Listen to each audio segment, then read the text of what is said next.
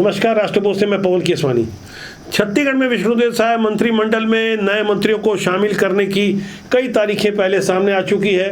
बीते 10 अप्रैल को तो कई समाचार एजेंसियों ने यहाँ तक लिख दिया था कि नाम फाइनल हो चुके हैं, घोषणा की औपचारिकता बाकी है। दरअसल बीते महीने राष्ट्रीय संगठन सह प्रभारी शिव प्रकाश की मैराथन बैठक थी। 9 और 10 तारीख को उस बैठक के बाद ये तारीख भी सामने आ गई थी। उसके बाद अप्रैल का पूरा महीना बीत गया, मई का आखिरी आ गया, लेकिन एक बार फिर कुछ तारीखें सामने आई है।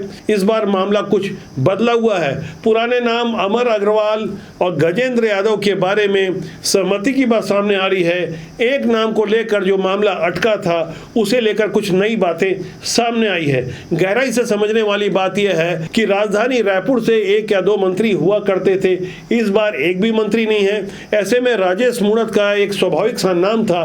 बृजमोहन अग्रवाल के हटने के बाद, उनके सांसद बनने के बाद सुनील सोनी उनकी जगह रायपुर दक्षिण के विधायक बने।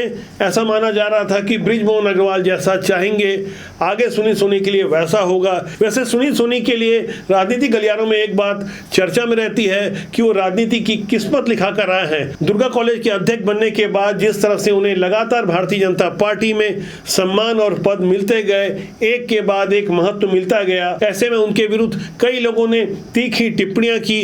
क्योंकि भारतीय जनता पार्टी में अनुशासन का डंडा चलता है, खुलकर तो लोग नहीं बोल रहे थे, लेकिन अपने समर्थकों से सोशल मीडिया में काफी पोस्ट करवाई गई। ये समझाने की कोशिश की गई, पहले नगर निगम में सभापति, उसके बाद महापौर, उसके बाद आरडीए का चेयरमैन, उसके बाद सांसद और अब विधायक। कुल मिलाकर संगठन में भी सुनील सोनी को पर्याप्त महत्व दिया गया।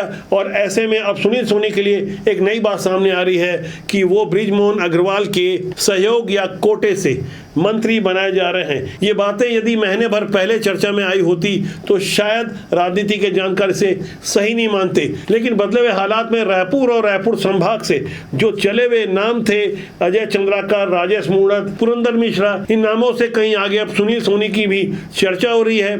आजकल में मंत्रिमंडल का विस्तार हो जाएगा, तारीख देने वाले ये तारीख भी दे रहे हैं, साथ ही ये समझाने की कोशिश कर रहे हैं। भाजपा के कद्दावर नेता रायपुर के सांसद बृजमोहन अग्रवाल की जो करीबी लॉबी है, उन्हें संतुष्ट करने के लिए ऐसी कुछ कोशिश की जा रही है। फिलहाल विष्णुदेव साय मंत्रिमंडल में राम विचार नेताओं को बृजमोहन अग्रवाल की लॉबी का माना जाता है। इसके अलावा जो चर्चा थी अजय चंद्राकर की, लेकिन अजय चंद्राकर ने जिस तरह से विधानसभा में अपनी पार्टी के विरुद्ध जिस तरह के तेवर दिखाए, जिस तरह की भाषा का इस्तेमाल किया, कहीं ना कहीं वो रवैया अजय चंद्राकर के लिए डैमेज का कारण बनता नजर आ रहा है। ऐसे माहौल में बृजमोहन अग्रवाल भी लगातार छत्तीसगढ़ में अपनी ही पार्टी के सरकार के विरुद्ध पत्र पे पत्र लिखे जा रहे थे और उन पत्रों को बाकायदा सार्वजनिक भी किया जा रहा था। ज्यादातर ऐसे मुद्दों को हवा दी जा रही थी जिसका सीधा सरोकार ऐसे मुद्दों से था जिससे आम जनता में कहीं ना कहीं नाराजगी के भाव देखे जा रहे थे। करीब 1.25 साल पहले आपको याद होगा, तारीख शायद वो 15 फरवरी 2024 की थी,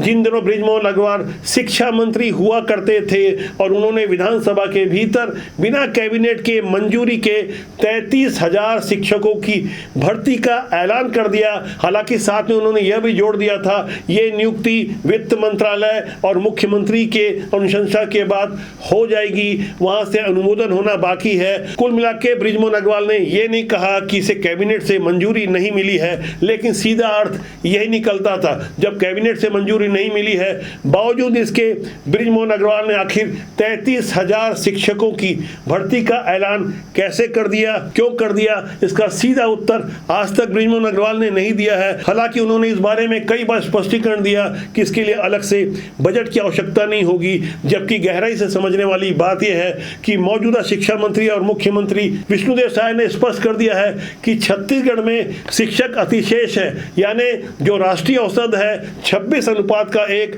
उससे कहीं ज्यादा बेहतर स्थिति छत्तीसगढ़ की है। यहाँ 21:1 का मामला है, यानी 21 छात्रों पे 1 शिक्षक है। ऐसे में नई भर्तियों का मामला कहीं ना कहीं मौजूदा सरकार के लिए वो दुखती रग है जिसे बृजमोहन अग्रवाल ने छेड़ा था। कुल मिला के बृजमोहन अग्रवाल आज भी जब कई पत्रों के माध्यम से सरकार के सामने अपने इरादे साफ करते हैं, एक जन नेता के रूप में अपनी छवि प्रस्तुत करते हैं, तो ऐसे में राजनीति के जानकार उनकी इस नाराजगी को समझाने की कोशिश करते हैं कि कहीं ना कहीं सरकार से वो खुश नहीं है।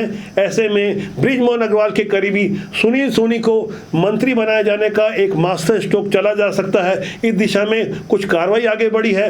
लंबे समय से जो मामला पेंडिंग था, पिछले दिसंबर 2024 से वैसे तो मंत्रिमंडल का गठन हो जाना था, लेकिन अब और तब वाली बात आती रही। बताया गया कि निकाय के चुनाव हो जाए, फिर बताया गया कि त्रिस्तरीय पंचायत चुनाव है। कुल मिलाकर विधानसभा के बाद लोकसभा, नगरीय निकाय और जिला पंचायत जैसे सारे महत्वपूर्ण चुनाव हो चुके हैं।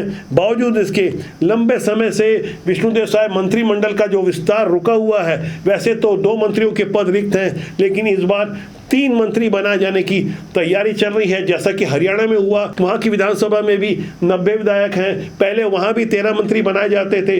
15% के उस फार्मूला के हिसाब से इस बार वहां 14 मंत्री बनाए गए हैं। ऐसे में यदि छत्तीसगढ़ में 14 मंत्री बनाए जाते हैं तो इसमें न तो केंद्र को आपत्ति होगी, न तो राज्यपाल को आपत्ति होगी, क्योंकि केंद्र और राज्य सब जगह भारतीय जनता पार्टी की सरकार है। ऐसे फील गुड वाले माहौल में यह समझाने की कोशिश की जा रही है कि बिलासपुर से अमर अग्रवाल और से गजेंद्र यादव को भी जातिगत कारणों से मंत्री बनाया जा रहा है। इन दोनों का नाम पहले से फाइनल माना जा रहा है। एक नाम के लिए जो मामला अटका हुआ था, उस पहली को लगभग सुलझा दिया गया है। आधिकारिक घोषणा होनी बाकी है। लेकिन आज हम यहाँ सूत्रों के हवाले से समाचार की बात नहीं करेंगे, क्योंकि पहले भी मजबूत और विश्वस्त सूत्रों ने जानकारी दी थी। लेकिन भारतीय जनता पार्टी के मौजूदा हालात में कुछ भी तारीख और कुछ भी नाम अंतिम नहीं होता।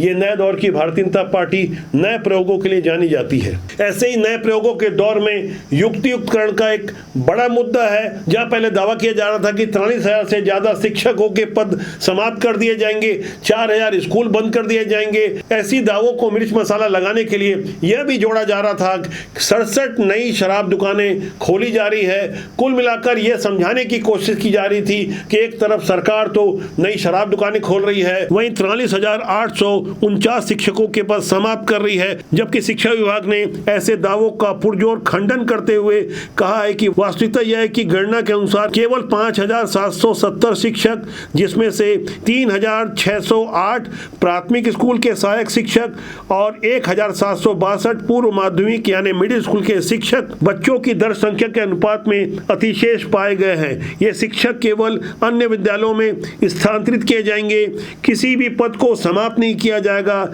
बल्कि सभी स्वीकृत पद भविष्य में विद्यार्थियों की संख्या बढ़ने की स्थिति में जीवित रखे जाएंगे। साथ ही मुख्यमंत्री के अतिरिक्त शिक्षा विभाग ने यह स्पष्ट किया है कि युक्तियुक्तकरण केवल एक प्रशासनिक प्रक्रिया ही नहीं है, बल्कि इसका मूल उद्देश्य गुणवत्तापूर्ण शिक्षा सुनिश्चित करना है, जरूरत वाली शालाओं में शिक्षक उपलब्ध कराना है और शिक्षा प्रणाली को अधिक न्यायसंगत बनाना है।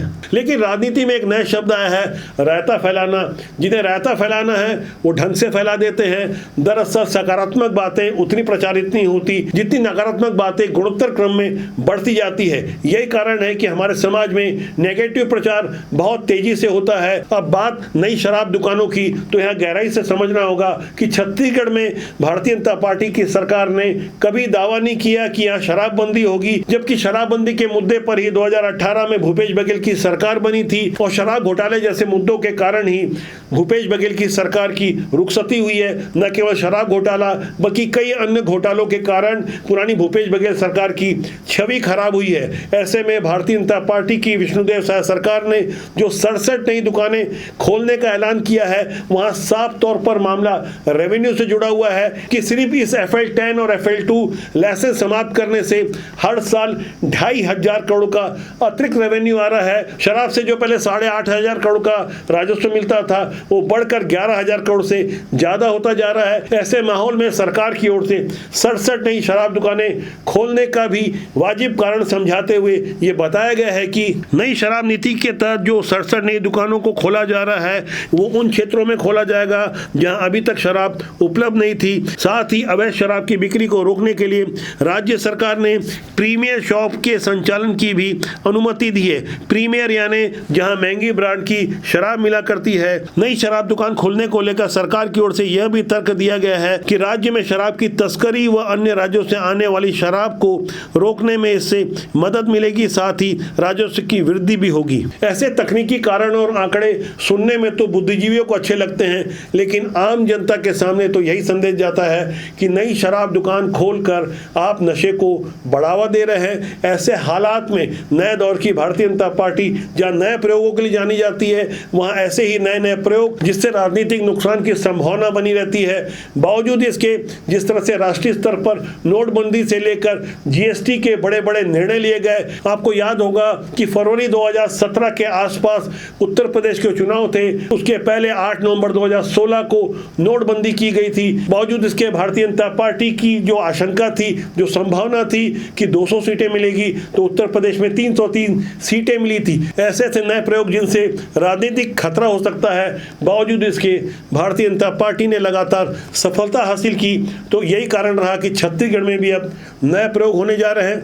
मंत्रिमंडल में जहां पहले 7 नए चेहरों को लिया गया, लक्ष्मी रजवाड़े जैसे नए चेहरों को शामिल किया गया, तमाम ऐसे प्रयोग जहां से भारतीय जनता पार्टी को सफलता मिलती रही, वही प्रयोग हो सकता है आगे मंत्रिमंडल में लिया जाए। सुनील सोनी के अलावा संपत अग्रवाल का भी नाम आ जाए तो इसमें कोई आश्चर्य नहीं होगा, क्योंकि नए दौर की भारतीय जनता पार्टी में कुछ भी संभव है। फिलहाल अंदर खाने की वो ढेर सारी जानकारी जिसे जानना समझना आपको जरूरी है। राजनीति में भी आपको जागरूक होना जरूरी है, क्योंकि अच्छे लोग राजनीति में नहीं आएंगे तो बुरे लोग काबिज रहेंगे। हमारा मानना है राजनीति बुरी नहीं होती, उसमें काम करने लोग अच्छे या बुरे होते हैं। इसलिए अच्छे लोगों को राजनीति में आना चाहिए, देश और समाज के लिए अच्छा काम करना चाहिए। नमस्कार,